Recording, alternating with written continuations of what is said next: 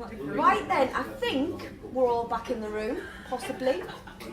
Are we not? Right, I'm just going to get cracked on. You snooze, you lose. Right, in this next session, which is probably just short of an hour, we're going to run through interview techniques. We've gone through the recruitment process. We're now sitting down with people. Why is the interview process important? Your advert's your first impression of you and your company. You're a bit like your Facebook profile, if you're on the dating scene. The next step is though sitting down. It's like your first date basically. And you wouldn't go there, or shouldn't go there, unprepared. And you should do exactly the same, have the same mentality when you're going into your interviews. It's your first impression of yourself. If you're going to be leading this person, what do you want them to know? You told them what you want them to know about the company, but what do you want them to know about you? So never underestimate the first impressions that you're going to give. Why is the process important? When we talk about the process, if you put a process in place around recruitment, around interview techniques, we're going to talk about an interview template, which isn't in your books, but we're going to talk about it, and I'll talk through it in as much detail as I possibly can. It'll give you structure. It'll save you time. Like John said to start with, some of these things can be overwhelming, and we did not do them all in one go. Often, the processes that we wrote, some of the templates that we've got, I wrote as I needed them. So rather than just go through the process ad hoc, I kind of thought, right, okay, how do I write an advert? And then I ended up with an advert template. I now have that advert template, and it's there. So if actually I'm doing a bit of recruitment on the hop, I've already got some structure there. One of the hardest things is kind of sitting at a screen and going, oh, I've got all these things going right, I've got to do an advert, and you lash it out really quick. You get an advert and you're happy with that, and it's going to speak volumes about your company, what you are. It doesn't really need to change a great deal. So you've got your structure there already. It will inevitably save you time. It'll help give you the best version of you in your business as well, because recruitment should be ongoing. I don't know anybody who hasn't talked to us so far about growth. If you are looking to grow, you're going to do this a lot. So the things that you put in place now will save you time later on. A lot of things I'll talk to you about, whether it be managing staff, whether it be writing a process, putting structure in place. It's painful right now, but just understand it'll only be painful once, then it'll get easier and easier and easier. Once you have the process in place, you also have the ability to delegate. I've heard lots about people wanting to take more time out of the business, or more time to focus on other things, more time to focus on family, whatever that looks like. With each bit of structure and each process that you put in place, never lose sight of the fact that it allows you to actually pass it on and give it to somebody else. When we developed the complaints procedure, it was with a view that at the point that I joined John, there was no complaints procedure in place. I dealt with a lot of complaints. I wanted to stop dealing with complaints, so actually I put different levels in. Right, okay. Then I do complaint handling training. How do you handle a complaint? I didn't write it for me. I understood how to handle complaint. I wrote it because I wanted somebody else to deal with that. So it gives you that power to basically, the more you've got to walk away from your business in every little area. So the important aspects are interview techniques. What you don't also want to do is confine yourself to, we're going to talk about an interview template. It's fantastic. I have an interview template. I have about 4 interview templates. I've got one for a branch manager, a portfolio manager, and a company viewer, and a valuer. But every now and again, I've now got one for a business development manager, but because I've got the template in place, it allows us just to go, actually, that's not a competency that's that important, but this is. Right, how do I pull that competency out of somebody? So I'm going to change my questions. The template that I've written actually writes the questions and everything. What that allows me to do is, I've gone into interviews without planning a single thing, without looking at that person's CV. That would be very obvious prior to having these things.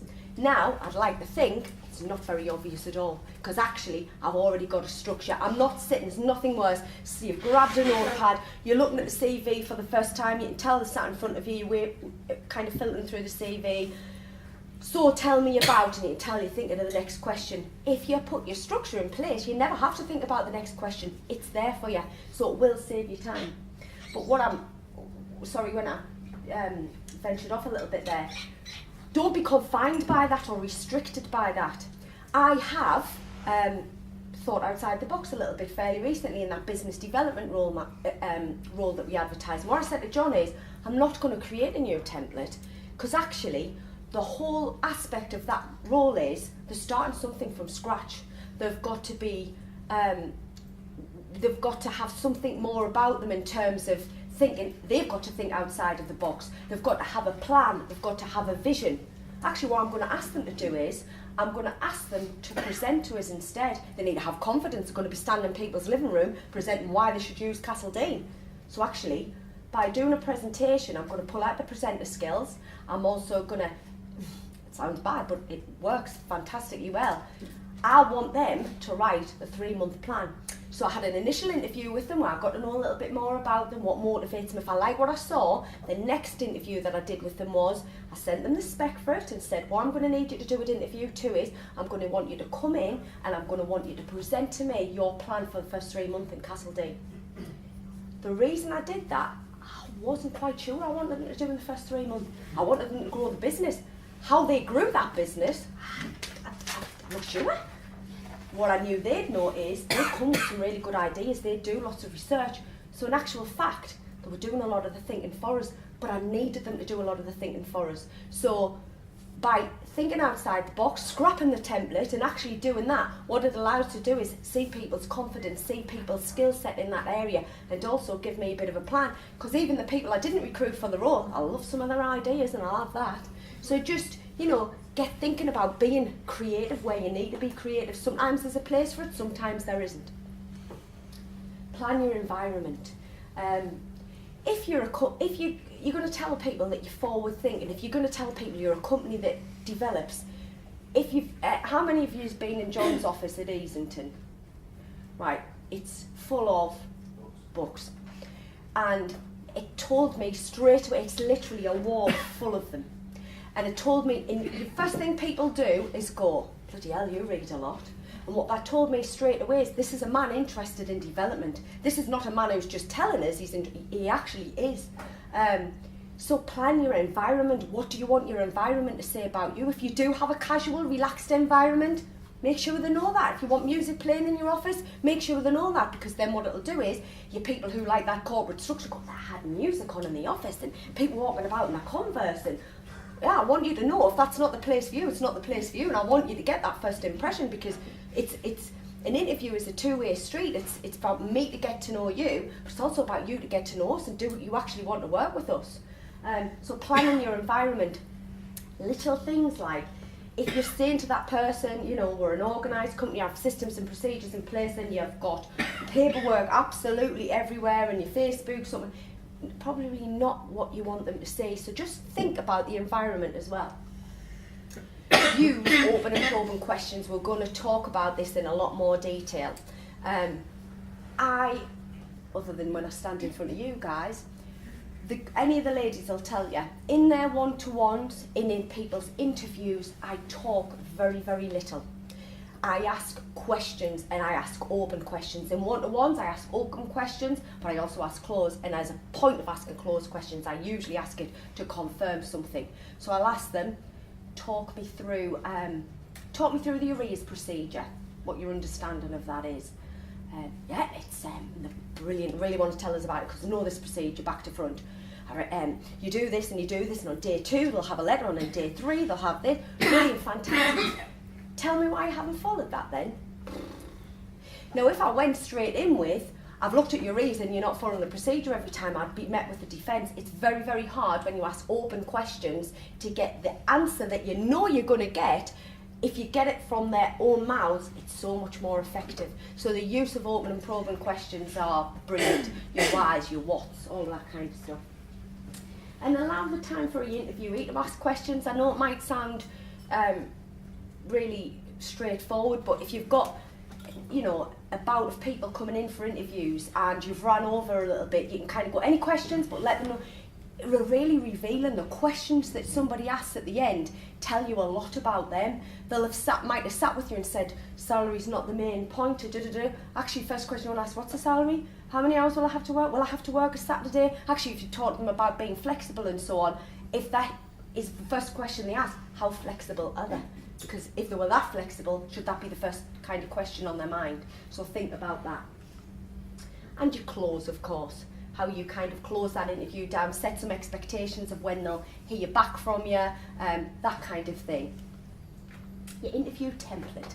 Now, I've spoke to you about this very, very briefly, but the importance of an interview template is it gives structure. Structure is important when doing interviews because I've fell cropper to this, and I don't know why it happens, but it does. I'll really connect with somebody on a personal level. It might be actually I see some likenesses in them and things like that, and I think I love that. That was a fantastic interview. We'll walk out of the room, I'll score the interview. So my interview template will look like, tell me a time where you've had to handle a difficult customer. Now, I'll have maybe 5 points to that. So it might be, they told me the situation, more clear about it. It might be that what kind of communications did they use throughout that confrontation. It might be, what was the end result. And for everything, every part, so I'll just scribble, there'll be a big box and I'll be scribbling away and listening to them and scribbling away. And I don't score them during an interview, it's impossible to do. If you do it, you've lost engagement with them, so don't even try to do it. But as soon as they leave the room, or if I've got them back to back, I'll do it at lunchtime, I'll score them. Now, what's surprising sometimes is, your gut will go, I loved candidate number 2, she was fantastic. And what's interesting is, often when you come to score them, you're disappointed because you can't actually see the content. They didn't give you what you needed to hear. But what happens is, you like them. Now, without that scoring template, it's very easy to just find somebody that you liked, but actually, the stuff that you've put in that template is the stuff you really need to see from somebody, so it shouldn't be about whether or not you like them. That's brilliant if you do, but let's face it, I don't care if I don't like anybody in the business as long as they're performing, truth be told. I'm not looking for a friend, I'm looking for a really good employee who's going to deliver the results that I want them to. So what's key is, the structure helps you to really reflect. I think reflection's a massive part of being a leader. So your scoring system will help you with that, and it honestly sometimes you go, I love that person, she was absolutely amazing, when you come to score them isn't. The other thing to consider is as well, it will stop you ever getting into trouble, because every now and again somebody will come back if you've given them the bad news, unfortunately you weren't successful on this occasion, we'll keep your CV on file, la la la la la. Sometimes people will come back and say, why was I not successful? Was it because I was pregnant? So by having a scoring system in place, it avoids that. What it allows you to do is say, you were really, really good at handling conflict, you were really, really good, but when I asked you to give me examples of development, you couldn't really give us them, you actually only scored 2. As soon as you start mentioning you scored 2, straight away, right, okay, there's a mechanism in place, and it just avoids those uncomfortable, and I believe it's about discrimination costs your business up to about £20,000, so let's make no bones about it, let's avoid that. Structured interview questions. I normally start with open and probing warm-up questions. I've read your CV, it's fantastic, but tell me what you're about. Tell me what it is that gets you out of bed on a morning. Tell me what it is that you like doing in your personal time. Tell me about your family. These are all the things, and what I'm doing is these values and competencies, I want to understand that, what floats their boat, what motivates them. After the open and probing questions, we'll move on to more structured questions. So the skill set, the competencies, all of those things that I'm trying to pull out. If resilience is one of them, I'll ask a question around resilience. If being solutions focused one of them, I'll ask them how to deal with the problem, and I'd be looking to score that. So the next part of the interview, I've started open and probing and warm up. The next part of the interview, I'll spend getting the skill set out of them, if you like. The we've talked about scoring systems, sorry. To end, I'll ask you much more closed questions, and it's mainly just to tick your HR boxes. I'll be asking them about unspent criminal convictions, whether or not they've got a licence, a clean driving licence. I'll be asking what their planned vacation is, and at the point of close, I'll also be asking them if they've got any questions. I normally always start an interview with telling them a little bit about us. I don't oversell, and be careful not to do that. If it is a difficult role, tell them it's a difficult role. I do that all the time, to the point that John sometimes goes, sounds like you're trying to put them off. And I go, I am, because if they need putting off, I need them to be put off now, and not in month 1, and not in month 2, and not in month 3.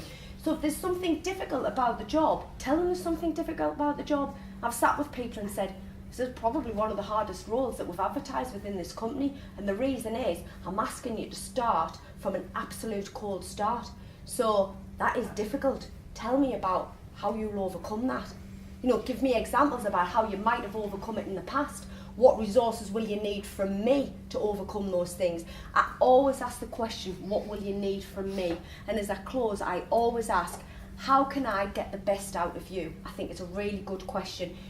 Best leaders, best managers always ask for feedback on themselves. It's scary, and sometimes we don't like doing it because we don't want to hear it, but we're leading by example, remember, and if we can ask for feedback on ourselves, then we can give feedback all day long. Yeah? So, first impressions count. Plan your environment, we've talked about. Also, get engagement from other members of your staff. Your staff will want to feel involved in the recruitment. Your other staff can feel intimidated at the point that you recruit. Often what they're thinking is this person going to be better than me? Are they going to challenge me? I've got the boss exactly where I want them at the moment. Are they going to upset that dynamic? The more that you get them involved with it, within reason, understandably, the more they'll come along. Involvement and engagement is key. And we can start doing that straight away. Right guys, we've got an advertisement out at the moment. This is what we're looking for. We incentivise staff. I forgot to mention actually when somebody asked this earlier on, we give £200 to any staff member who introduce somebody who goes on to be successful in getting the job, and at the end of the probation period once they're signed off.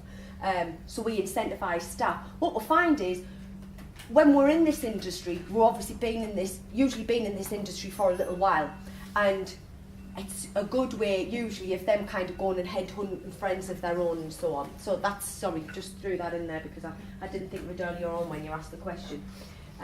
When we talked about planning your environment, tidy desk space, layout, involve your staff. I like to say I've got a gentleman called Chris coming in, guys, at 3 o'clock. He's been interviewed for the business development role. If you can make him a cuppa as soon as he comes in. There's nothing worse, and sometimes we lose some of the best candidates in the reception that got us to walk through the door. Now you can't always be there, you might be in another interview, and the people actually within your branch, that's what they say, that's the first impression. If those people are a little bit rude because they're intimidated by somebody who's coming in, or they can sometimes go to me, oh, I didn't like the look of that, and I was told we might not like the look of you. So what you can find is they'll not get a very good reception when you're not about. Make sure you set expectations with your staff that are already in position. I want you to give them a really warm welcome. You remember how it felt when you went for interview. I want them offered tea, coffee, water, introduce yourself. Hiya, you must be Dave, I'm Heike, nice to meet you. Strange name, I've picked up the staff members. So I think that's really important, and what it does is it empowers your staff as well to feel like they're involved. Empower, big word in leadership, and that's a little way in which you can empower somebody to get involved. Open and probing questions. Does everybody understand open and probing questions? Does everybody understand the impact of them? Perfect. They are crucial when we talk about one-to-ones and we talk about performance management. They are crucial, but they obviously play a role also at interview stage. Try and pull out your competencies with your open and probing questions, yeah? In terms of competencies, round the room, what type of things might I be talking about? What type of competencies do you guys look for when you're recruiting? Anyone? Dealing with difficult people. Perfect. Conflict management. Detailed. Detailed, yeah. Methodical, yeah. Love that. Time management. Perfect. Good telephone skills. Communication, fantastic. Resourceful. Brilliant, brilliant. They're the things that you're looking for. Understand what's important to you and pull them out with your open and probing questions. This is your opportunity to do that. It can be very easy, and Tony will probably vouch from this at the back. Tony's very emotionally intelligent, so what you tend to find is with emotionally intelligent people, they will be very good at putting themselves in other people's positions, which is brilliant a lot of the time. What it can also do is make you too compassionate towards that as well though. And sometimes you'll ask open and probing questions and you'll see that they're struggling and you'll try to fill the gap. Don't try and fill the gap. Give them the opportunity, because by filling the gap they'll walk out and go, I didn't give the best. There's nothing wrong with sitting. Take your time. It is a difficult question. Don't worry about it. Take your time. Don't sit and stare at them. Look at your notepad, but don't fill the gaps for them. Give them the opportunity they need. Sometimes people just take a little bit longer to process things. Make sure that the interviewee does 90% of the talking. That should always be the case. You're asking lots of questions, you're getting lots of information. Don't be frightened as well to deal with silences, because sometimes people are nervous. By the way, I love nerves in an interview, because to me, they want the job. When somebody comes in with zero nerves, I question, how passionate are you about getting this role? So the first thing I say to put their nerves at ease is, I love the fact, you look a little bit nervous, I'm really, really nervous. I love that. Really? Yeah, because it must mean you really want to be here, and that's fantastic because I really want you here. Straight away you've got some engagement, straight away you've made them feel relaxed. Use how, what questions, they'll prompt examples, so think about how, what, all of your questions, how, what, why, tell me. They're all the type of questions that you should be asking during an interview, and they will get you maximum exposure. If you feel like you've asked a question and they've struggled with it and they've given you an answer but it wasn't very good, and you can tell usually when they're a bit frustrated, just wait a little bit. I often say, don't worry, it takes us a little while to catch up. It actually isn't, I've written it already, but that little bit of breathe time where you're not staring at them allows them a little bit, what you want to do is you don't want to scare them to the point that they freeze, because you might miss a really good candidate. So the idea is that you make them feel as comfortable as possible. How many of us has been for an interview? Was it nerve-wracking? Yes. Do we empathise with that? Yes, we should. And should we want to absolutely scare them, pardon French, shitless? No, we shouldn't, because actually we want to pull the best out of them. And if you put them under those type of pressures, you're not going to get the best out of them. Probe the CV and clarify any points. Sometimes we don't always, we'll skim through. I like a good probe of a CV. What it also tells us is, it tells the candidate, that you're interested in them. Oh, I really like what you said here, tell me a little bit more about it. What it also does is, lots of people put mistruths, believe it or not, in the CV. And when you probe a little bit further, what you'll tend to find is if there's truth in that. So if someone says, particularly when it comes to figures, I doubled turnover in that particular role. I love that. Talk to us about how you did that. Because that's really what you want to know. Talk to me, tell me. Oh, I implemented these things. That's fantastic. Where did those ideas come? When I say probe, your wheres, your whys, all of those things, use them. Scoring system. We've talked about that. We've talked about the benefit of that. It also helps keep you focused. Sometimes you can get somebody who will talk the hind legs off a donkey, and before you know it, they've rambled on and you're forgetting what the question was. If you've got your points in your scoring system, so tell me about a time you have, and it says you're looking for them to explain the situation, you're looking for them to tell you what forms of media they used, you're looking for them to tell you what the end result was, and you're looking for them to tell you if you would change anything in the future. By having those questions, sometimes someone can go and I think, sure, I just asked a question about resilience, you've been talking 15 minutes about Anna. I'm not quite sure how we're getting on that subject. What it'll do is it'll allow you the structure to pull it back and go, brilliant, tell me what forms of media did you use for that message. Tell me what was the end result. And sometimes you'll find they've talked really well and you think, oh, sounds really good, and there's some keywords I'm listening to there. And you ask them to give you that end result, and actually, I should still complain to the MD because I didn't manage to resolve it. Right, okay, not a great result. If the actions are there, you might still choose to go, that was a positive question, I'm going to score well. but it keeps you on track because it can be difficult otherwise. It gives fairness and consistency, and it allows you what I said about the reflection time.